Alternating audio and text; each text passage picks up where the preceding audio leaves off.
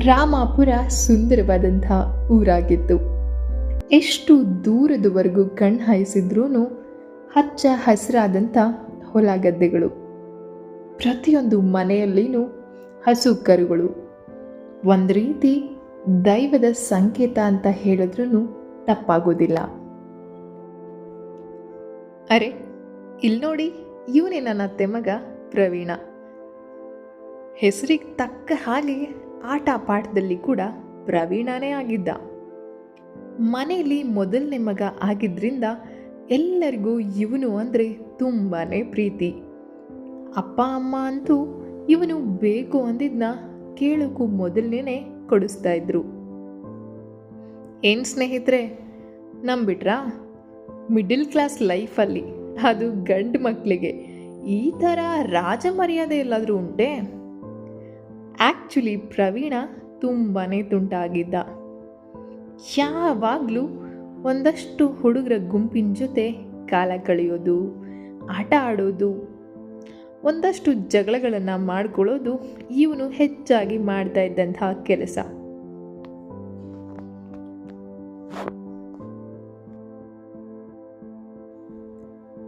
ಇವನಿಗೆ ಪಕ್ಕದಲ್ಲೇ ಇದ್ದಂತಹ ಅಜ್ಜಿ ತಾತನ ಮನೆ ಅಂದರೆ ತುಂಬಾ ಪ್ರೀತಿ.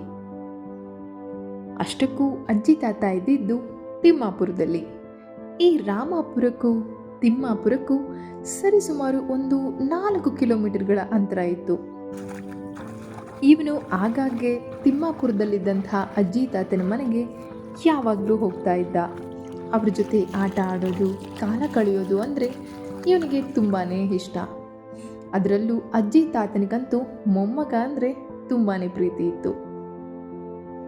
ಆದರೆ ಈಗೀಗ ಪರೀಕ್ಷೆ ಸಮಯ ಹತ್ತಿರ ಇದ್ದಿದ್ದರಿಂದ ಬಹಳ ದಿನ ಆದ್ರೂ ಪ್ರವೀಣನಿಗೆ ತನ್ನ ಅಜ್ಜಿ ತಾತನ್ನ ನೋಡೋಕೆ ಆಗಿರಲಿಲ್ಲ.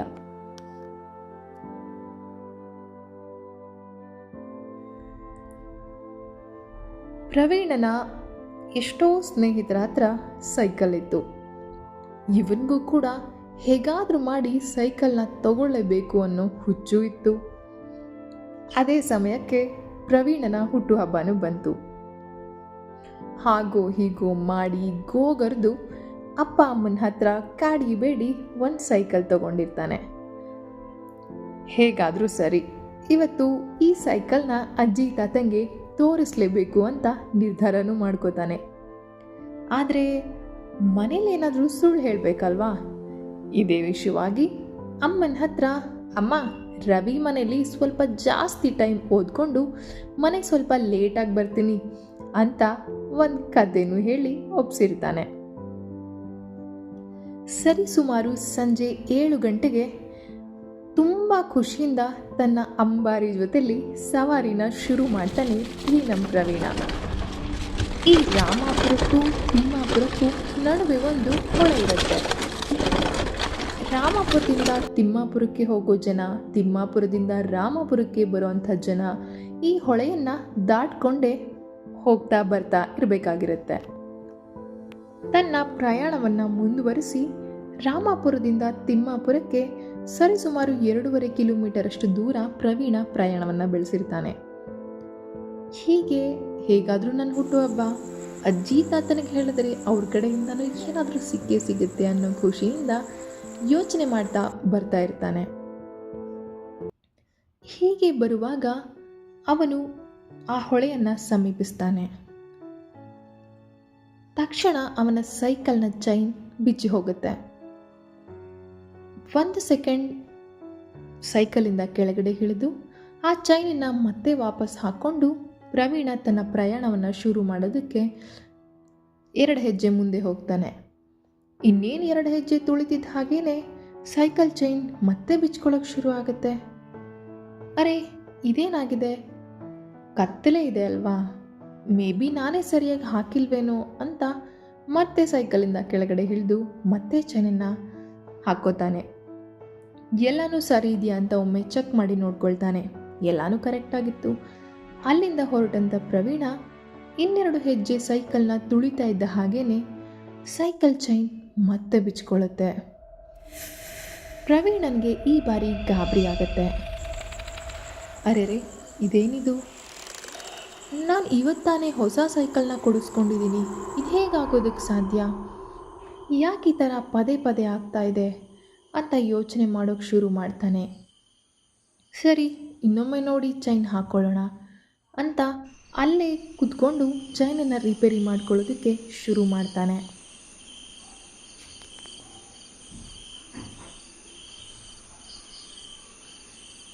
ಹೀಗೆ ಅವನು ಸೈಕಲ್ ಚೈನನ್ನು ಹಾಕ್ಕೊಳ್ಳೋ ಕೆಲಸದಲ್ಲಿ ತನ್ನನ್ನು ತಾನು ತೊಡಗಿಸ್ಕೊಂಡಿರ್ತಾನೆ.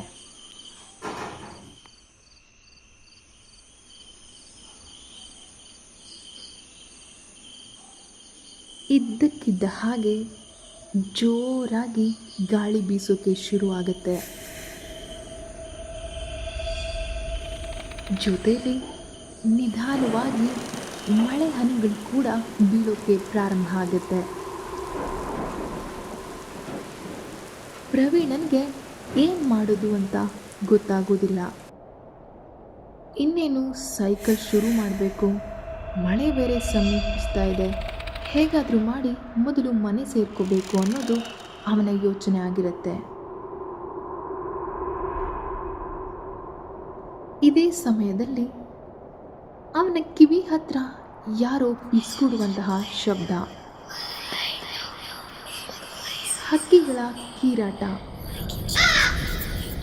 ಇವೆಲ್ಲವೂ ಅವನಿಗೆ ಕೇಳಿಸ್ತಾ ಹೋಗುತ್ತೆ.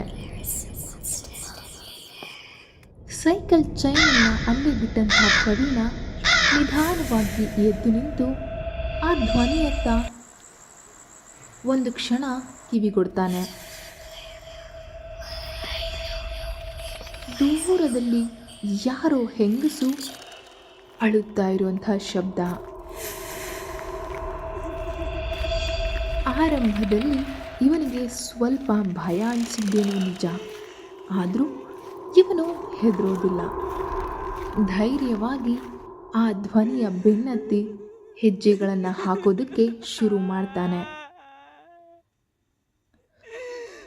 ಸುತ್ತಲೂ ಕಾಡು, ಜೋರಾದಂತಹ ಗಾಳಿ. ಆ ಅಳುವನ್ನು ಹುಡುಕುತ್ತಾ ಹೋದಂಥ ಪ್ರವೀಣನಿಗೆ ಅಲ್ಲಿಯೇ ಮುಂದೆ ಒಂದು ಪಾಳು ಬಿದ್ದಿರುವಂತಹ ಬಸ್ ಸ್ಟ್ಯಾಂಡ್ ಕಾಣಿಸುತ್ತೆ. ಅಯ್ಯೋ ಪಾಪ, ಯಾರೋ ಹೆಂಗಸು ಅಳ್ತಿದ್ದಾರಲ್ಲ ಅಂತ ಗಟ್ಟಿ ಮನಸ್ಸನ್ನು ಮಾಡಿ ಆ ಬಸ್ ಸ್ಟ್ಯಾಂಡಿನ ಒಳಗೆ ಹೆಜ್ಜೆ ಹಾಕೋದಕ್ಕೆ ಶುರು ಮಾಡ್ತಾನೆ. ಅವನ ಎದೆ ಬಡಿತ ಆ ಸುತ್ತಲಿನ ಪಕ್ಷಿಗಳ ಕೀರಾಟವನ್ನು ಮೀರಿಸುವಂತೆ ಜೋರಾಗಿ ಬಡ್ಕೊಳ್ತಾ ಇರುತ್ತೆ. ಹಾಗೆ ಒಳಗೆ ಹೋದಂಥ ಆ ಪ್ರವೀಣನ ಕಣ್ಣಿಗೆ ಕಾಣಿಸಿದ್ದು ಯಾರೋ ಇದ್ದಕ್ಕಿದ್ದಂತೆ ಅವನ ಮೇಲೆ ಎರಗಿ ಬಂದಂತೆ ಭಾಸವಾಗುತ್ತೆ.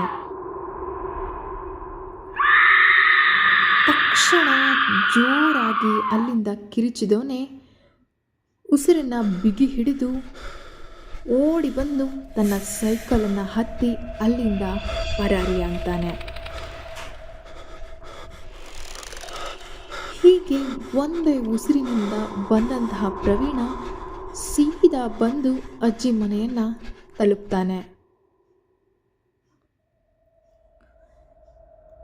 ಪ್ರವೀಣ ಭಯದಿಂದ ಪೂರ್ತಿಯಾಗಿ ಬೆವೆದು ಹೋಗಿರ್ತಾನೆ. ಅಜ್ಜಿ ತಾತನಿಗೆ ಇವರನ್ನು ನೋಡಿ ಇನ್ನಷ್ಟು ಗಾಬರಿಯಾಗುತ್ತೆ. ನಡೆದಿದ್ದನ್ನು ಕೇಳಿ ಅವರಿಗೆ ಭ್ರಮೆಯೂ ಭಯವೂ ಆಗುತ್ತೆ.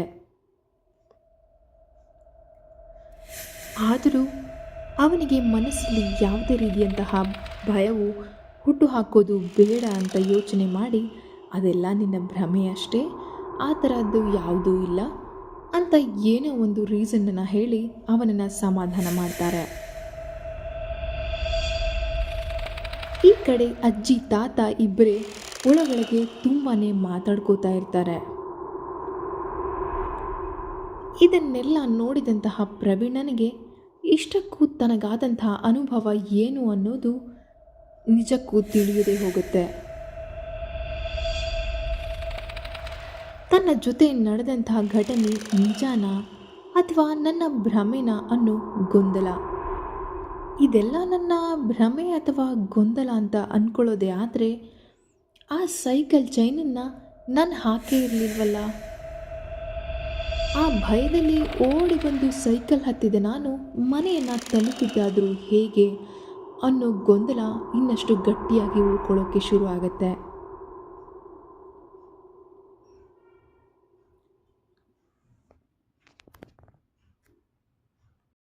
ನೀವೇನಾದರೂ ಇಂತಹ ಅನುಭವವನ್ನು ಹೊಂದಿದರೆ ಕಮೆಂಟ್ ಮೂಲಕ ತಿಳಿಸಿ. ಈ ಸ್ಟೋರಿ ನಿಮಗೆ ಇಷ್ಟ ಆಗಿದ್ದರೆ ದಯವಿಟ್ಟು ತಪ್ಪದೆ ನನ್ನ ಚಾನಲ್ನ ಸಬ್ಸ್ಕ್ರೈಬ್ ಮಾಡ್ಕೊಳ್ಳಿ. ಆದಷ್ಟು ಬೇಗ ಇನ್ನೊಂದು ಸಖತ್ತಾಗಿರೋ ಸ್ಟೋರಿ ಜೊತೆ ಮತ್ತೆ ನಿಮ್ಮೊಂದಿಗೆ ಸಿಗ್ತೀನಿ. Thanks for watching Karnataka. Signing off invisible Kannadathi.